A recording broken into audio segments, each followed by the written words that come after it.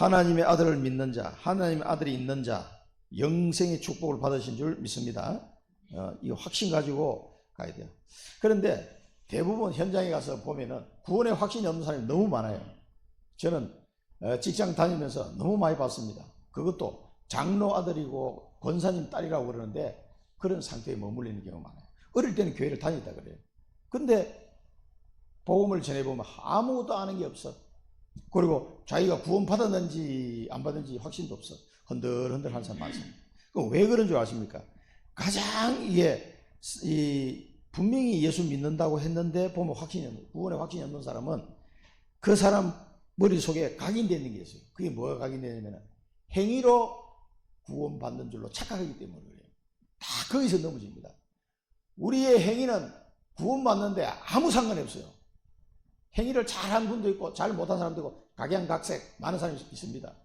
사람을 3명이나 죽인 살인자도 구원받을 수 있습니다. 그러니까 어떤 분이 아니 사람을 대낮에 3명이나 때려 죽였는데 그런 사람이 어떻게 구원받냐 말이야. 도저히 나는 깨끗하게 살았는데 하면서 그렇게 이야기한 사람이 있어요. 하나님 보실 때 그 사람이나 도토리 기적이에요. 구원을 받을 만한 아무 행위도 우리는 할 수 없다는 걸 알아야 돼요. 근데 사람들 마음속에는 그게 굉장히 각인되어 있습니다. 나의 행위. 그래서 예수 믿고 영접했는데도 불구하고 구원의 확신이 흔들리는 이유가 뭐냐? 자기 행위를 보고 자기 스스로 넘어지는 거예요. 사단은 그걸 노리겠죠. 내 생각, 틀린 확신, 무확신, 행위를 기준하면 안 됩니다. 그래서 너희가 그 은혜에 의하여 믿음으로 말미암아 구원을 받았느니 이것이 너희에게서 난 것이 아니요 하나님의 선물이다. 행위로 말미암은 것이 아니니 이는 누구도 자랑하지 못하게 하려 합니다.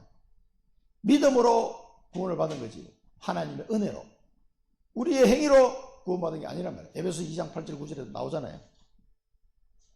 우리의 행위로 구원받을 자 없어요. 그래서 모든 사람은 다 죄인이다. 모든 사람이 죄를 범했음에 하나님의 영광에 이르지 못한다 그랬고 의인은 없나니 하나도 없다 그랬어요. 아니 바울이 전 세계 조사 다 해봤나 말이야. 어떻게 그렇게 당당하게 의인은 한 명도 없다라고 말할 수 있을까? 사도 바울이 왜 그런 말을 했을까요? 어떤 사람도 다 원죄 속에 살고 있다는 걸 알기 때문에 100% 안 된다는 걸 당당하게 말할 수 있는 겁니다. 그래서 이 구원이 뭔지를 잘 몰라서 그래요. 교회 다니는 사람 특히. 그래서 교회 다니는 사람들을 노리는 사람들이 신천지와 여호와의 증인 이런 사람들이 구원의 확신이 없는데 흔들흔들하고 있으니까 확실하게 이야기해야 됩니다. 내 안에 아들이 있다. 하나님의 아들을 또 이해를 못해. 개 아들은 강아지고 소 아들은 송아지고 사람 아들은 사람이에요.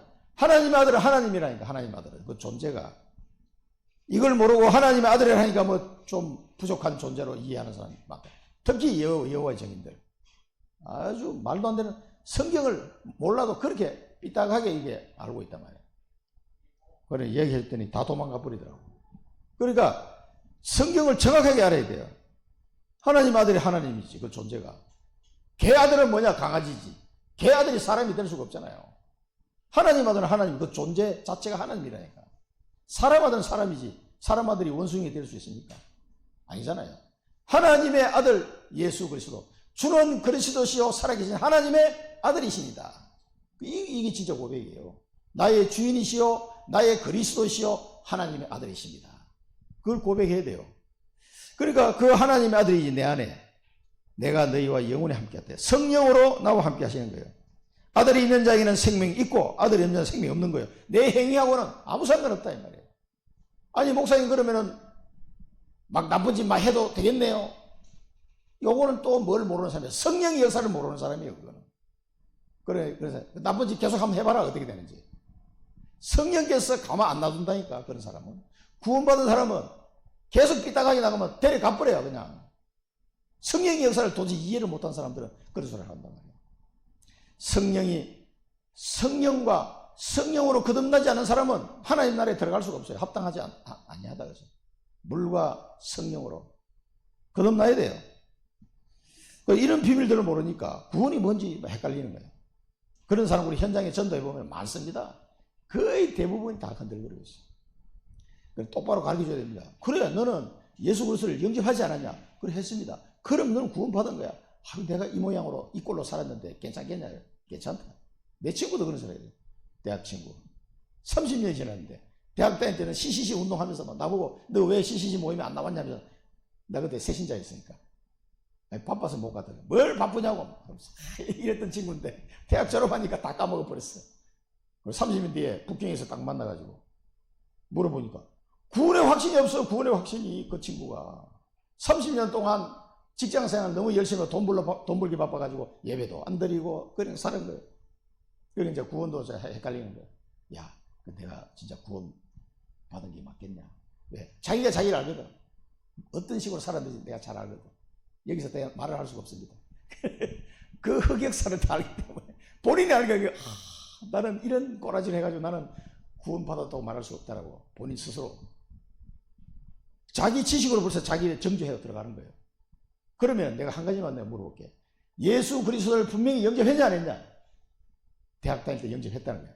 그러면 너는 구원받은 거야. 이래도 구원받은 거야. 그래도 구원받은 거야. 좀 마음이 약간 놓인데. 그리고 이제 은퇴하고 또 서울에서 또 만났어. 그래도 불안해 하더라고. 그래, 밥 먹다가 내가 확실하게 얘기했어. 분명히 영접했냐 안 했냐? 영접했다는 거야. 그러면 너는 하나님의 자녀야. 아무 걱정하지 마라. 그랬더니 너무 위로가 된다는 거야. 그게 하나님의 위로입니다. 사실은. 절대로 구원받을 수 없는 우리가. 그 친구가 행위를 잘못한 건 내가 많이 알죠. 그러나 그것 때문에 구원이 취소되는 법이 없어요. 그걸 아셔야 됩니다. 사람들은 대부분의 확신이 없는 이유가 뭐냐면 행위에 어떤 기준을 두기 때문에 그런 착각 속에 자꾸 빠지는 거예요. 우리가 구원받고도 잘못하기도 하고 죄를 짓기도 하고 합니다. 그러나 그런 부분들은 성령께서 우리를 깨닫게 하시고 바른 길로 인도하세요. 갔다가도 돌아오게 되어 있습니다. 자, 구원받은 자의 생명을 몰라서 그렇다. 구원받은 자의 생명.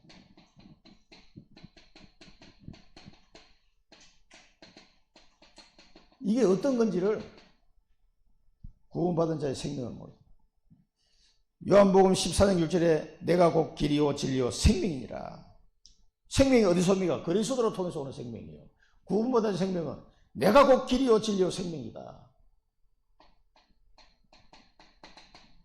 그리스도로 말미암아 이 생명이 들어오는 거지 내 행위로 말미암아 이 생명이 들어오는 게 아니다 이 말이에요.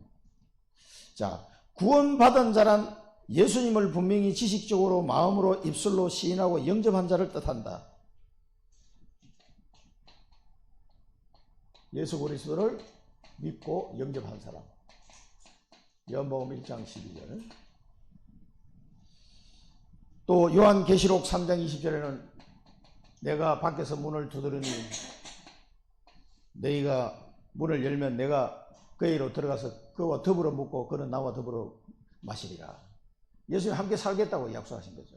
그래서 이 예수 그리스도를 영접한 자, 그 영접한 사람은 그 아들이 있는 거잖아요. 그 아들이 있는 자는 구원, 생명이 있고 아들이 없는 자는 생명이 없는 거예요. 기준이 그거예요. 그게 구원이란 말이에요. 그걸 잘 몰라서 확신이 없는 겁니다.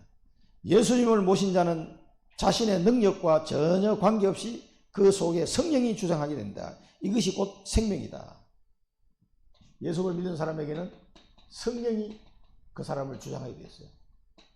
로마서 8장 우리 1절 2절 이렇게 보면은 그러므로 그리스도 안에 있는 자에게는 결코 정죄함이 없나니 이는 그리스도 예수 안에 있는 생명의 성령의 법이 죄와 사망의 법에서 너를 해방하였습니다. 영원한 해방이에요. 영원한 해방. 고린도전서 3장 16절 너희가 하나님의 성전이 된 것과 너희 속에 하나님의 성령이 계신 것을 알지 못하느냐? 성령이 계시고. 고린도서 12장 3절에는 뭡니까? 12장 3절에는 성령께서 성령으로 하지 않고는 예수를 주라 시인할 수 없느니라. 성령의 역사죠. 성령이 함께 하시니 이것을 모르기 때문에 계속 확신이 없는 겁니다. 성령의 내주 인도 충만 역사 이걸 모르니까. 자, 영접한 자, 예수님을 영접한 사람 구원받은 거예요. 다른 게 필요한 게 아닙니다. 성령이 내주하십니다. 성령께서 죄와 사망에 의해서 나를 해방했습니다. 끝난 거예요. 그럼 그 뒤에 죄를 짓는 건 어떻게 합니까? 그건 다음에 또 한번 보겠습니다만, 그 뒤에 죄를 짓는 거는 고린도전서 보면 잘 나와요.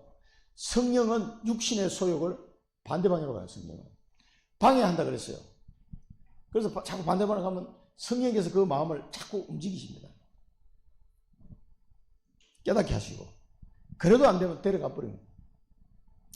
빨리 가는 게, 천국 가는 게 나으니까.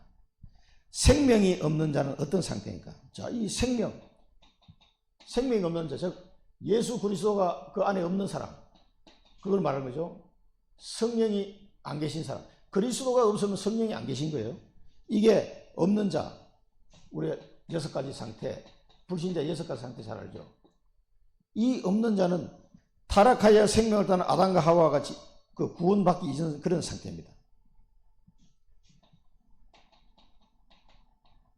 타락한 상태. 죄를 짓고 하나님을 떠난 상태입니다. 이게. 이 타락이라는 것은 죄를 짓고 하나님을 떠난 상태.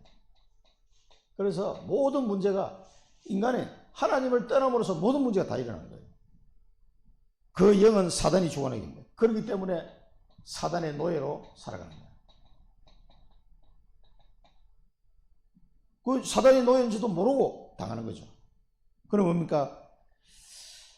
요한복음 8장 4절 그 아비 마귀.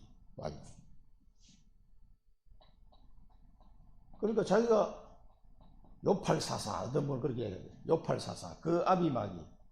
그러니까 마귀의 자녀인지도 모르고 살아가는 거지. 그러니까 계속 속는 거예요. 마귀의 지배를 받고 베드로가 얘기했습니다. 예수님께서는 착한 일을 하시는데 어떻게 했냐? 마귀에게 눌린 자를 고치셨다. 사도행전 10장 40절. 그리고 예수님이 오셔서 이 마귀에게 눌린 자를 다 살리신 거예요. 그 마귀에 눌린가 어떤 상태인지 제가 설명드렸죠, 지난번에. 마귀에게 눌린 자는 눈에 보이지 않는 마귀에게 눌려 있는 상태. 마귀가 모가지를 밟고 때리고 있는 상태. 우리 서말신 박사님이 해석에 의하면 그 원어를 보면 그런 뜻이라고. 마귀에 눌린 게 없고 마귀에 뭘 어떻게 눌렸다는 거냐. 모가지를 딱 밟고 마귀가 두들겨 패고 있는 거야. 근데 자기가 왜 그렇게 어려운지 몰라, 자기는. 왜? 영적인 눈에 안 보여서.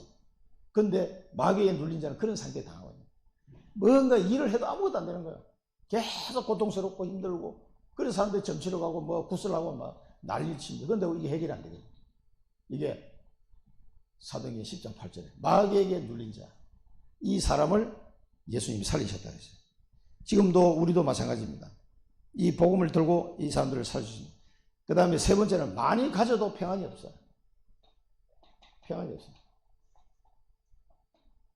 아까 우리 박 집사님 포럼 하셨는데, 그 선배님 인생을 포럼 하셨는데, 돈도 많은데 평안이 없어. 그 이상한 데 다 뺏기 버리고. 그걸 돌아가시고. 그럼 뭐, 남에게 하는 건 많이 가졌는데 뭔가 평안이 없대.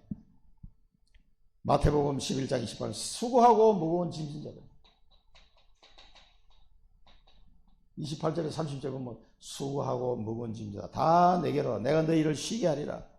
이 수고함은 내 멍에를 보고 내게 와서 배우라. 그리하면 너희 마음에 쉼을 얻으리라 그랬습니다. 그리고 이 비밀을 모르니까 평안이 없어요. 막 뭔가 돈을 많이 벌고 권력을 잡았는데도 평안이 없어요. 이게 생명 없는 자의 모습입니다. 다 이래요. 한 명도 예외 없이. 성취하면 끝없는 분쟁이 계속된다. 뭔가 성취한 것 같은데 계속 분쟁 속에 휘말리는 거예요. 그럼 뭐 우리나라 정치인들 보니까 범죄자가 아닌 사람이 별로 없더만 다 뭐 한 번씩 갔다 오고 뭐 이랬더라고. 걸려가지고 끝없이 분쟁하는 계속 분쟁해. 그래서 마태복음 12장 25절 보면 분쟁하는 나라는 황폐하게 될 것이고 그런 동네나 집이나 다 올바로 서지 못할 것이다. 그렇습니다. 그리고 이게 황폐하게 되는 거예요. 계속 성취한 것 같은데 분쟁이 계속 끝이 없어. 서로 막 물고 뜯고 죽이고 이렇게 되는 거예요. 때가 오면 육신도 질병이 돼요. 때가 오면 육신도 병이 들죠. 나이 들면 이제 6학년 넘어가면 이제 병이 많이 옵니다. 5학년 되면 뭐 50견도 오고 막 하여튼 뭐가 자꾸 아파. 이제 육신의 병이 계속 찾아옵니다.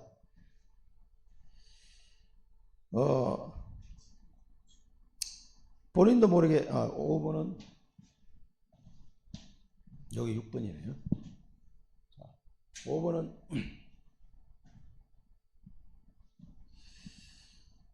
마귀의 인도와 지배를 받긴다.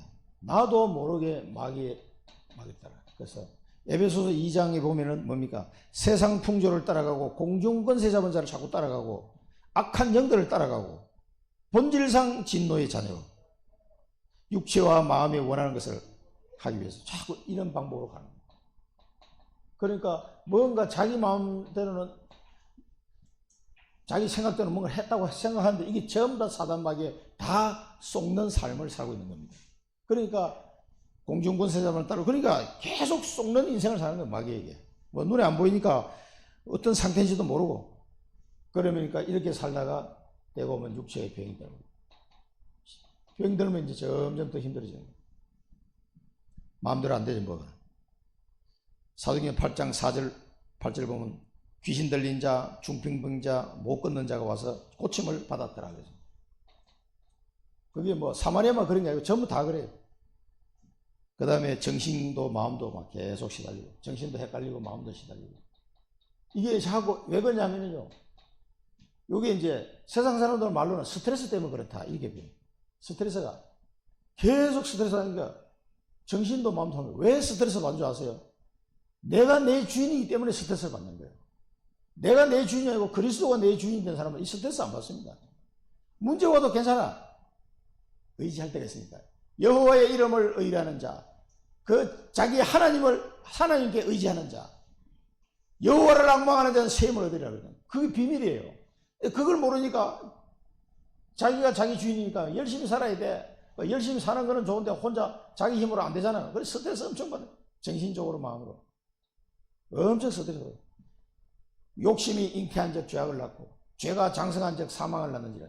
이게 뭐 계속 인간의 그 욕심 때문에 정신 마음이 더 혼미하고 스트레스 받고 만족이 없는 인생을 살기 때문에 그렇습니다. 많아도 만족이 없어요. 많아도 돈 가진 사람 더 벌려고 또 아둥바둥 병 걸려 죽고 그거 다 가져가는 것도 아닌데. 그래서 점치는 자, 이 사도행전 16장에 나왔죠. 이 땅을 떠나는 날 결국은 지옥 가는 거예요. 그래서 실컷 이렇게 살다가 스트레스 받고 살다가 지옥 가는 거예요. 이걸 보고 세상에서는 운명이다 그러죠. 운명 사주팔자에 이게 생명이 없는 자는 이렇게 사는 거예요. 운명 사주팔자. 그래서 이 구원받은 자의 생명을 정확하게 이해해야 됩니다. 예수 그리스도를 영접하면 구원받은 생명이 있는 거예요. 그 안에 성령이 계시는 거예요. 이 상태가 생명이 있는 자예요. 그리스도가 생명이라고 했으니까. 그래서 그리고 구원받은 자의 축복을 뭐라 했어요? 이 구원받은 자의 축복. 자, 구원받은 자의 생명이 뭔지는 모르고, 구원받은 축복은 에베소서 2장에 쭉 나오죠. 구원받은 자는 재앙과 보응의 조건인 죄에서 해방된다. 너희의 허물과 죄로 죽었던 너희를 살리셨도다. 해방, 죄에서 해방. 죄, 허물, 여기서 해방됩니다. 그리스도로 말미암아 예수 그리스도를 믿는 순간 죄와 허물에서 다 완전 해방시켜요. 예수 우리를 건졌습니다. 확신하시기 바랍니다. 이것을 알면은 이거는 우리 힘으로 해결할 수 있는 게 아니에요. 이게 그리스도가 아니면 안 되는 부분이라니까. 그래서 사람들이 확신합니다. 내 행위가 기준이 아니에요. 믿고 영접하는 게 기준이에요. 그리고 성령이 안에 계시는 게 기준이지 내 생각 내 마음이 아니다 이 말이에요. 그래서 이 없는 사람은 이런 상태 됩니다. 그래서 답이 없는 인생을 사는 거죠. 이런 사람 보면 여러분 불쌍하다는 생각이 들어야 돼요. 저 사람 뭐 유명한 대학 나오고 돈도 많고 권력도 있는데 이 상태예요. 이 상태를 보면 그 사람이 아이고 참 불쌍하구나 이런 뉴스 보다가 불쌍하다고 보이는 사람이 많이 없었던가요? 저는 볼 때마다 저 인간들 참 불쌍하구나. 저렇게 권력을 잡으려고 발버둥 치고 그것도 다 인류대학 나온 사람들이에요. 그런 사람들이 지금 이 상태 얼마나 불쌍합니까? 아무리 이야기해도 못 알아듣는. 자, 원죄, 자범죄, 조상의 죄. 이 원죄가 있는지도 몰라. 원죄는 내가 지은 죄가 아니에요. 내가 모르는 데인데 나는 이 속에 들어가 있는 거예요. 그게 원죄예요. 내가 지은 게 아닙니다. 아담과 하와가 지은 거지. 나는 선악과를 본 적도 없고 따먹으라고 찬성한 적도 없어요. 그런데 왜 내가 원죄 속에서 살아가야 돼요? 그게 원죄예요. 아이고, 그러면 목사님 너무 억울하지 않냐? 아닙니다. 이 원죄에서 벗어나는 길도 내가 잘나서 벗어나는 게 아니고 인류를 대표해서 그리스도께서 죽으심으로 이 문제가 해결되는 거예요. 내 행위로 되는 게. 그러니까 똑같이 이 한 사람으로 말하면 한 사람의 불순종함으로 인하여 세상에 죄가 들어오고 한 사람의 순종함으로 인하여 이 세상의 죄를 해결했다는 것입니다. 그래서 이 원죄, 억울할 것도 없어요. 그 다음에 자범죄, 이건 자기가 지어지니까 자기가 잘 알 거 아니에요. 그 다음에 또 억울한 거면 조상의 죄. 조상들이 우상숭배한 죄 3, 4대까지 내려가는데 계속 우상숭배하니까 계속 내려가는 거예요. 나도 모르게 이 속에 태어났는데 어떻게 해요? 내가 뭐 박씨 집안에 태어나고 싶어 태어난 게 아니라고. 태어나고 보니까 박씨 집안에 태어났는데 우상숭배하는 집안에 태어났단 말이에요. 그래 어떻게 하겠어요? 이 굴레 속에 살아가는 거예요. 어쩔 수 없이 이 저주와 재앙을 당하게 되는 거예요. 여기서 예수 그리스도께서 우리를 해방했다 이 말이에요. 완벽하게 단번에 영원히 해결했다. 그게 뭡니까? 히브리서 9장 12절에 염소와 송아지 피로 하지 아니하시고 오직 자기 피로 영원한 속죄를 이루셨느니라. 그 히브리서 9장 읽어보세요. 정말 기존에 있었던 창조에 속하지 아니하는 손으로 짓지 아니한 성소에 들어가서 예수님이 제사를 드리신 거예요. 이 창조에 속하지 아니하는 곳 어디입니까? 이게? 저 하늘나라 보좌에 가서 하나님 앞에 자기 피를 꽉 대제사장이 지성소에 들어가서 하나님 앞에 피를 뿌렸던 것처럼 이 세상에 속하지 아니한 창조에 속하지 않은 그곳에 들어가서 예수님이 자기 피를 쫙 하나님 앞에 뿌린 거예요.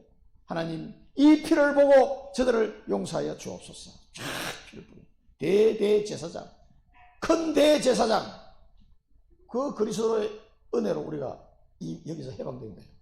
그게 히브리서 9장에 쫙 나옵니다.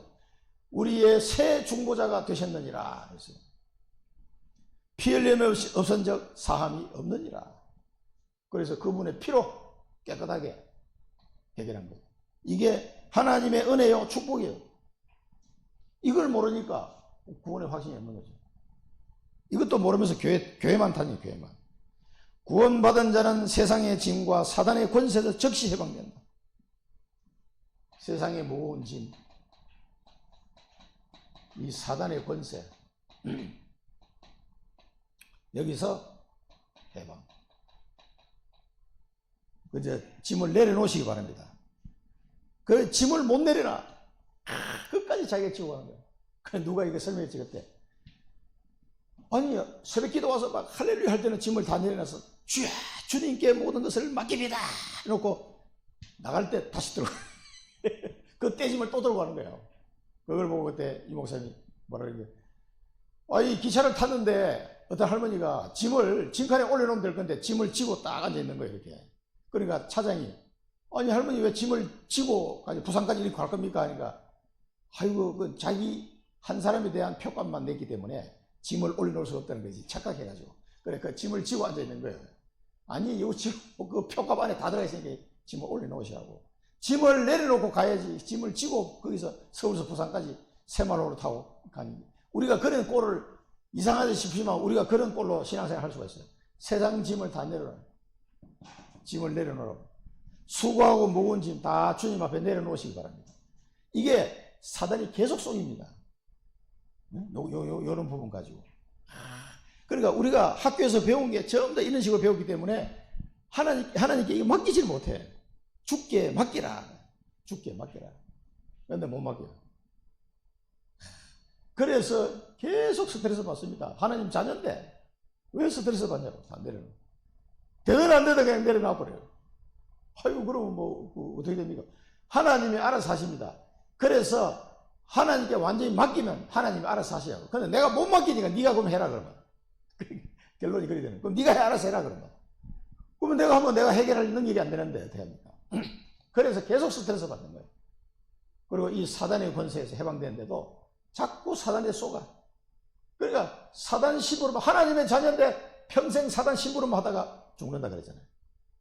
이걸 몰라가지고 이 사단의 권세에서 해방된 줄 믿습니다. 속으면 안 돼. 이제는 우리는 사단을 꺾을 권세를 주셨어요. 귀신을 내쫓는 권능도 주게 하십니다. 이 흑암 권세를 꺾을 수 있는 권세를 우리에게 주셨어요. 예수 그리스도 이름으로 이제는 꺾을 수 있습니다. 자, 그 다음에 지옥 권세에서 영원히 해방됐다. 지옥 권세에서. 우리는 이제 지옥을 가고 싶어도 못 가. 지옥이 뭔지도 모르는 사람들이 헛소리하는 사람 많아요. 이것은 영원히 해방됐습니다. 어떤 사람 뭐 농담하게 이야기했겠지만, 천국 가면 너무 재미가 없을 것 같아. 그 왜 그러냐니까 너무 뭐 이래. 지옥 가면 뭔가 막 스릴 넘치고 재미. 야, 참, 네가 지옥이 뭔지를 몰라서 그 헛소리 하고 있구나. 한번 가봐. 어떻게 되는지. 가면은 미안하지만 다시는 못 나온다. 다시는. 지옥이 뭔지를 모르고, 그리고 어떤 사람은 천국이 어디 있냐? 여기가 천국이지 하면서. 그게 여호와의 정의. 여호와의 정의는 지상낙원을 얘기해요. 지상낙원을. 성경도 순엉터리로 해석을 해가지고 지상낙원을 운운하면서 천국이 따로 있는 게 아니라 여기가 천국이다 하면서. 뭐가 천국이에요? 천국이에요. 이 땅과 하늘은 없어질 거예요. 다. 이 지구는 없어집니다. 분명히 예수님이 말씀하셨어요. 그래서 우리에게는 새 하늘과 새 땅이 주어지는 거예요. 이 하나님은 이 지옥 권세에서 해방돼요. 다시는 우리는 지옥 갈 일이 없어요. 그래서 심판에 이르지 아니하니 사망에서 생명으로 옮겼느니라 그랬어요. 옮겼어요. 사망에. 안 갑니다. 누구는 막 이게 막 지옥에 떨어지는 꿈을 꿨다면서 막 벌벌 떠는 사람들이. 하나님 자녀가 이 확신이 없습니다. 확실히 이야기했지. 해방을 진짜 누리지. 이거 누리시기 바랍니다. 구원받은 자는 이 땅에서 여러 세대의 증거를 보이게 됩니다. 이제 이 구원받은 하는 사람은 여러 세 오는 세대의 증거를 보이게 됩니다. 이게 정인이에요, 정인. 그리스도의 정인이에요. 아, 그리스도 안에 있으면 이렇게 되는구나. 여기에 대한 증거를 보이는 사람으로 바뀌는 거예요. 정인으로. 이게 구원받은 자의 축복입니다. 정인의 삶을 사시기 바랍니다. 자, 구원받은 자의 특권을 말해요. 특권. 구원받은 자의 특권이 있어요. 특권. 이런 걸 하나도 모르니까 자꾸 구원의 이 확신이 흔들리는 거예요. 구원받은 특권이 뭡니까? 복음 전파의 특권을 주셨다. 이게 이제 마태복음 16장 13절에서 20절. 이게 복음 전파의 특권을 줘요. 구원받은 자에게만 주신 특권이에요. 복음 전파할 수 있습니다. 성도에게 무슨 반석같이 만든. 이 반석 위에 내가 내 교회를 세우겠다. 그래서 하나님은 교회를 세운 거예요. 이 반석 위에 내가 내 교회를 세웠다. 예수님께서 교회를 세우신 거예요. 마가다락방 교회부터 시작해서 안디옥 교회로 아시아, 마게도니아, 로마로 이 교회가 계속 세워져 나가는 겁니다. 이게 뭐예요? 복음 전파를 위해서. 그래서 우리가 교회에 모여서 우리끼리 은혜 받고 끝나면은 안 돼요. 반드시 복음 전파 이걸 해 나가야 돼요. 그게 교회가 해야 될 일입니다. 복음 전파 안 하고 막 우리끼리 막 할렐루야 박수 치고 이러면은 그거는 굉장히 하나님 뜻을 거슬리는 거예요. 그렇지 않습니다. 그거는 오해입니다. 오해. 반드시 전도와 선교에 이 특권을 사용하셔야 돼요. 그것 때문에 주시기 때문에. 그리고 사단의 권세를 이길 특권을 주셨다. 사단. 음부의 권세가 이기지 못할 것이다. 이 사단 권세를 이기는 특권을 주셨습니다. 싸움의 자세를 임해야 된다. 베드로전서 5장 8절에 근신하라 깨어라 대적마귀가 우는 사자같이 삼키자를 찾고 있다. 그리고 야고보서 4장 7절에 보면 영적 싸움을 영적 군사 마귀를 대적하라. 그래 하면 너희를 피하리라. 이게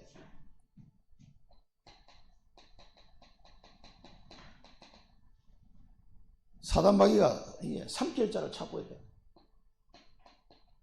그래서 마귀를 대적하라. 어떻게 하면 대적합니까? 여러분 마귀가 좋습니까? 마귀를 대적해야 돼. 꺾어버려야 돼.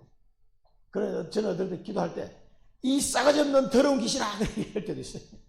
약이 올라가지고 못된 짓을 골라서 해요. 이 더러운 귀신들 우리가 육신적인 눈으로 보면 안 돼요.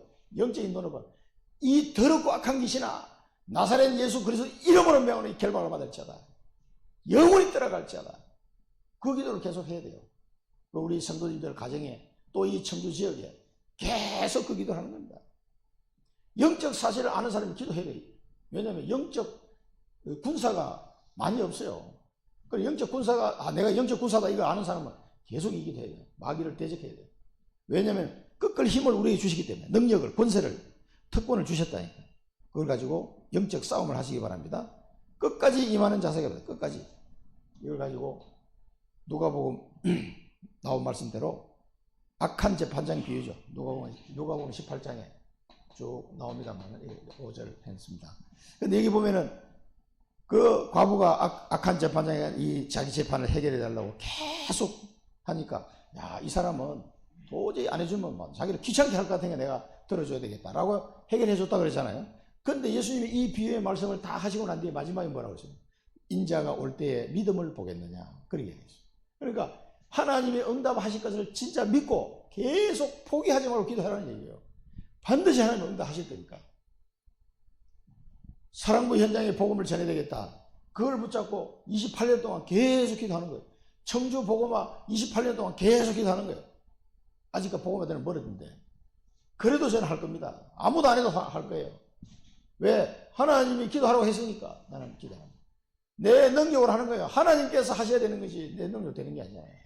이 권세를 내게 주셨으니까 나는 이 현장에 하나님이 내게 맡긴 현장에 흑암 권세를 꺾는 이 기도를 계속해야 돼요.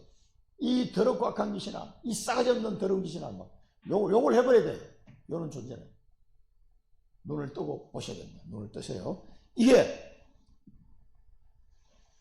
영적 싸움에 승리하시기 바랍니다. 그 다음에 기도 응답의 특권을 천국 열쇠를 줘요. 천국 열쇠.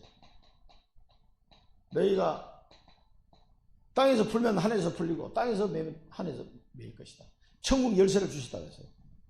기도 응답입니다. 기도 응답. 하나님의 자녀에게만 주시는 특권이죠. 기도 응답.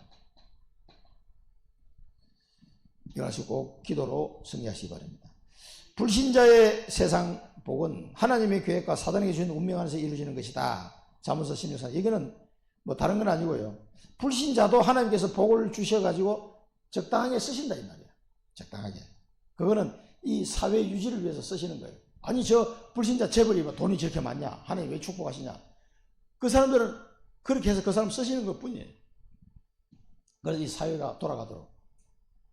잘 먹고 잘 사는 것 같지만 행복하지 않아요. 여러분 가까이 가서 한번 보세요. 안 행복합니다. 천국 열쇠를 가져간다. 음부의 권세가 이기지 못하고. 그래서 우리는 이 천국 열쇠 가지고 기도하는데 뭘 기도하는가? 하나님의 계획을 기도한다. 하나님의 뜻, 하나님의 계획이 이루어지도록 기도하는 거예요. 이거 기도하시면 돼요. 그러면 이거 제대로 활용해야 돼요. 물론 내 개인적인 뭐 어려운 점 이런 거 우리 기도할 수도 있습니다만 그것도 기도하지만 핵심은 뭐냐? 하나님의 뜻이 이루어지도록, 하나님의 계획이 이루어지도록, 하나님의 나라가 임하도록, 하나님의 뜻이 하늘에서 이루어진 같이 뜻이 땅에서도 이루어지다. 이 땅에 나라가 임하옵시며 그걸 기도합니다. 그걸 하나님의 기도하기를 원합니다. 그래서 이 천국 열쇠 가지고 하나님 나라가 임하도록 하나님 뜻이 이루어지도록 기도함으로써 사단의 나라가 무너지고 복음 전파가 되는 거죠. 이게 특권이 특권. 얼마나 감사한지. 아무나 할 수 있는 게 아니에요. 여러분 그 대사 되는 사람이 아무나 대사가 되는 게 아닙니다. 국가에서 아주 중요한 사람 대사시키죠. 미국 대사로 가시오. 뭐 대통령 대신해서 가는 건데 우리는 그리스도의 대사로 가는 거란 말이에요. 네 번째는 구원받은 자의 삶의 방법을 몰라서 그렇다. 구원받은 자의 삶의 방법. 그러니까 계속 흔들리는 거예요. 불신자의 삶의 방법, 이건 뭐 빼겠습니다. 불신자 삶의 방법은 뭡니까? 자기가 주인이라. 그게 불신자 삶의 방법입니다. 내가 주인이에요, 내가. 그렇게 사니까 스트레스 안 받을 수가 없어요. 아무리 뛰어난 사람도 완벽한 사람은 없습니다. 그래서 자기가 주인이 돼서 열심히 살다가 끝에 가서는 망하는 거예요. 이 사단의 권세를 이기지 못하고 이 지옥 권세에서 해방받을 길이 없거든, 그렇게 사니까. 자, 그럼 구원받은 자의 삶은 뭡니까? 성령의 인도를 받아야 돼요. 불신자는 자기가 주인이 돼서 열심히 살아가지만 우리는 반드시 성령의 인도를 받는 삶이 돼야 돼요. 요한복음 14장 쭉 16절, 17절, 26, 27 나오죠. 이 성령 인도를 받으면 어떻게 하는가? 염려를 버려야 한다. 염려를 버려야 한다. 근데 염려가 잘 안 버려져. 주님께 내 생을 맡기시기 바랍니다. 누가복음 14장 27절에 보면 여기 교재는 없습니다만은 베드로전서 5장 7절 맡기라고 그랬잖아요. 그 다음에 요거 하나 더 기록해놨어요. 누가복음 14장 27절 자기 십자가를 지고 나를 따르는 자라야 내 제자가 되리라 그랬어요. 자기 십자가를 지지 않고 오는 사람은 내 제자가 될 수 없다. 자기 십자가를 지고 나를 따르는 자가 내 제자가 된다. 그러니까 주께 맡기라. 그 주께 왜 못 맡깁니까? 맡기라 그러는데 주님이 내게 주신 십자가 언약을 발견을 못한 거예요. 이 사람이. 이 문제를 맡기라 그랬는데 이 문제 속에 주님이 주신 십자가를 딱 발견하면 사람은 맡길 수 있어요. 요게 안 되면 못 맡깁니다. 금방 맡겨놨다가 예배당 나갈 때 다시 짊어지고 갔네. 그게 왜 그러냐면 그 문제 속에 어려움 속에서 나의 십자가를 발견해야 돼요. 아, 이건 주님이 주신 십자가구나. 그걸 탁 발견하고 그걸 지고 가면 돼요. 그러면 이 문제로 인한 염려와 고통은 내려놔지게 됩니다. 요 두 개의 성경을 같이 보시면 베드로전서 5장 7절 맡겨라. 너희 염려를 주께 맡겼는데 염려가 안 맡겨져. 맡기십니까? 맡깁니다. 하는데 얼굴 보면 안 맡긴 얼굴이야. 염려가 가득하지. 그 왜 그러냐면 그 속에 있는 자기 십자가를 탁 발견하고 내가 짊어져야 돼요. 그러면은 그 뒤에는 주님이 다 알아서 하셔. 그래서 내 멍에는 가볍고 쉽다 그랬어요. 내 멍에는 가볍고 쉽다. 얼핏 보면 내가 무슨 뭐 십자가를 지는 것 같지만 뭘 십자가죠? 그러니까 주님이 다 하시겠네. 그거 우리는 약속을 믿고 주님 앞에 나오는 걸 말하는 거야. 십자가 진다는 얘기. 뭐 내가 합니까? 사랑부 보고만 내가 어떻게 해요? 그걸 네가 깨닫고 그걸 언약으로 잡고 기도해라 이 말이에요. 그것만 하면 나머지는 주님께서 다 알아서 하신다. 그래서 내 염려가 내려놔지는 거예요. 안 그러면 여러분 그 염려와 큰 문제가 왔는데 그 속에서 이걸 내려놔야 되는데 내려놔야지 내려한다고 내려놔지는 게 아니에요. 마음은 당장 내려놓고 싶지. 굴뚝 같은데 내려놨는데 돌아서면 또 그게 나를 힘들게 만들고 또 힘들게 만들고 이렇게 되는 거예요. 그래서 그 속에서 여러분이 나의 십자가 주님 주신 멍에를 발견하시고 그걸 붙잡으시기 바랍니다. 그러면 이 염려는 내려놔지게 되어 있어요. 그게 이제 성령 인도입니다. 그게 자기를 완전히 포기할 때 완전히 얻게 된다. 자기를 포기할 때 자기를 부인하고 나를 따르라 이런 말씀도 있죠. 이건 갈라디아 2장 20절. 이제는 이 육신 가운데 내가 사는 것이 아니라 내 안에 그리스도께서 사시는 것이라. 나를 사랑하사 나를 위하여 자기 몸을 버리신 하나님의 아들을 믿는 믿음 안에서 사는 것이라. 그러면 주인이 바뀐 거예요. 주인이 그리스도로 주인이 딱 바뀌어버린 거예요. 이런 상태. 그러면 자기를 포기하는 거예요. 이 자기를 포기한다는 말은 어떻게 보면은 좀 약간 나쁜 의미로 뉘앙스가 좀 있는데 그런 뜻이 아니고 주인이 바뀌기 때문에. 그러면 주인이 알아서 해요.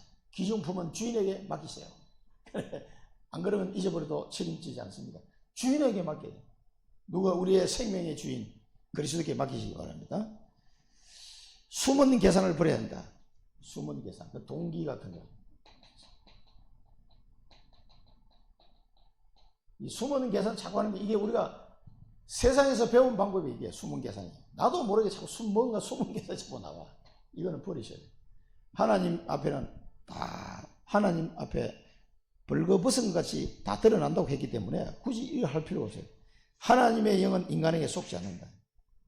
하나님은 숨은 계산을 버려라. 하나님의 영은 우리 인간에게 속지 않습니다. 어떻게 속겠습니까? 하나님의 영이. 성령께서 그러니까 인도받아 가시면 돼요. 그러니까 사도행전 5장에 보면 아나니아와 삽비라 그 헌금 문제 때문에 잘못해가지고 두 사람 다 죽었잖아요. 그 속였기 때문에. 네가 성령을 속였구나.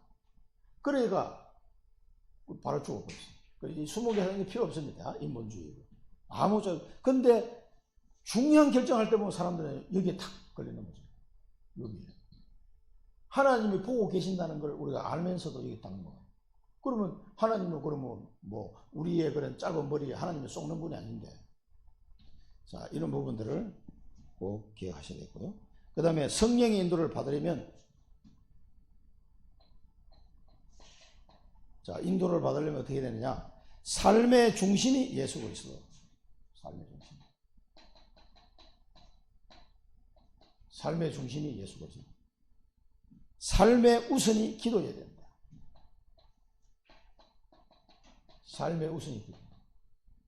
삶의 중심이 예수 그리스도는 말은 그리스도 안에서 우리가 새 피조물이 됐듯이 그리스도가 나의 주인으로 해서 계속 우리 삶을 가져가는 걸 말하는 거예요. 그렇게 하면은 성령의 인도를 잘 받게 됩니다. 그 다음에 늘 기도하는 거예요. 삶의 우선이 기도예요. 다른 거 다 하고 남는 시간에 기도하지 말고 기도를 먼저 하시라니까. 기도하고 그 다음에 뭐 드라마도 보시고 뭐 약속 잡고 기도부터 먼저 하고. 삶의 전부가 복음 전파예요. 삶의 전부가 복음 전파예요. 그러니까 하나님의 나라를 이루는 이 일에 어떻게 해야 되는지도 모르고 이 하나님 나라를 이루는 이 복음 전파에 대한 나의 언약이 없는 사람은 이런 삶을 살 수가 없어요. 그건 안 되는 거예요. 그래서 성령 인도를 잘 못 받아요. 이 사람. 자꾸 엉뚱한 데로. 삶이 그리스도 안에 나의 삶의 중심이 예수 그리스도, 삶의 우선이 기도, 삶의 전부가 복음 전파. 이렇게 되면은 성령의 인도를 잘 받게 됩니다. 그래서 우리가 이 기도할 때는 항상 따라오는 게 뭡니까? 말씀. 그래서 이 말씀을 붙잡고 자꾸 기도하시면 되겠습니다. 자, 다섯 번째는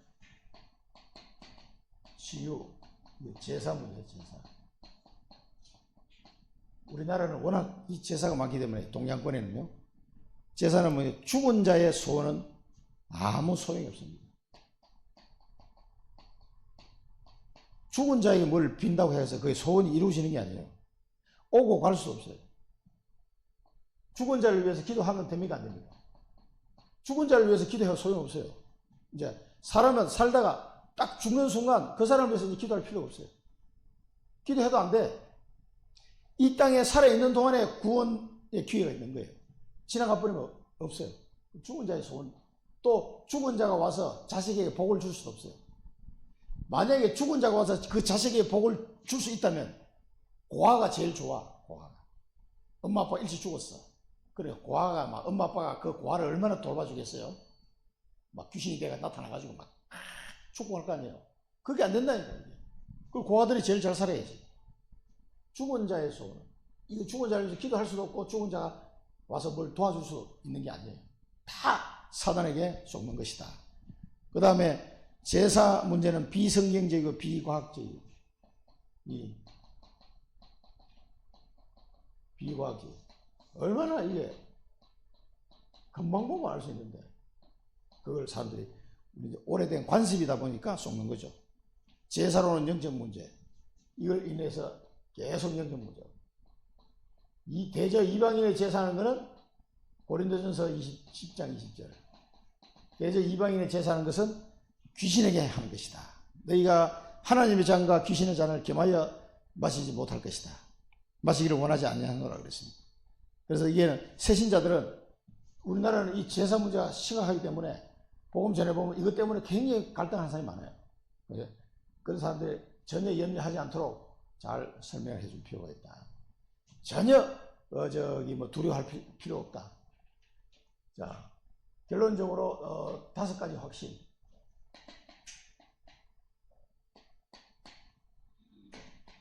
이 5가지에서는 5가지 확신을 얘기해주고 넘어가야 됩니다. 구원의 확신. 자, 구원의 확신 가질까? 요한일서 오늘 본문. 그다음 두 번째는 기도 응답의 확신. 하나님의 자녀가 되기 때문에 당신은 기도하면 하나님이 반드시 응답하신다. 약속하기 때문에. 요한복음 14장 14절. 요한복음 많이 나옵니다. 이게. 그 다음에 세 번째는 승리의 확신. 반드시 하나님은 너희는 담대하라. 내가 세상을 이겼노라. 여기서는 고린도전서 10장 13절. 10장 13절은 뭡니까? 피할 길을 내신다고요. 피할 길을. 아무리 우겨서 산다고 피할 길을 딱. 도저히 빠져나갈 길이 없는 것 같아. 내 인생에 피할 길을 딱 내줘. 승리의 확신. 하나님이 나를 망하도록 그냥 버려두지 절대 않는다는 거. 사죄의 확신. 내가 예수 믿고도 뭘 잘못할 수 있어요. 그러나 그 모든 것까지 주님이 십자가에서 다 끝냈다는 걸 기억하셔야 됩니다. 마가복음 10장 45절. 그럼 히브리서 9장 12절 같이 보면 좋겠습니다. 영원한 속죄를 이루고 영원한 속죄. 우리의 죄를 위하여 대속물로 주기 위해도 주님이 오셨기 때문에요. 인도의 확신.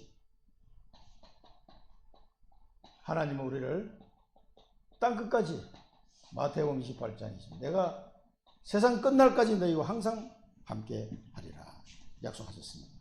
이 약속을 붙잡으시고 5가지 확신 놓치지 않도록 하시기 바랍니다.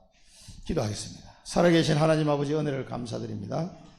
우리가 현장에서 만나는 많은 확신이 없는 자들을 만날 때 왜 확신이 없는지 진단하고 그들에게 정확한 이 구원받은 자의 생명과 축복과 특권과 삶의 방법을 전달할 수 있도록 저희들에게 은혜를 다하여 주옵소서. 분명하게 하나님의 말씀을 전달하여 그 확신 없는 자들이 확신을 가질 수 있도록 인도해 주옵소서. 5가지 확신을 붙잡고 날마다 승리하는 걸음 걸어가게 하옵소서. 예수 그리스도 이름으로 기도드립니다. 아멘.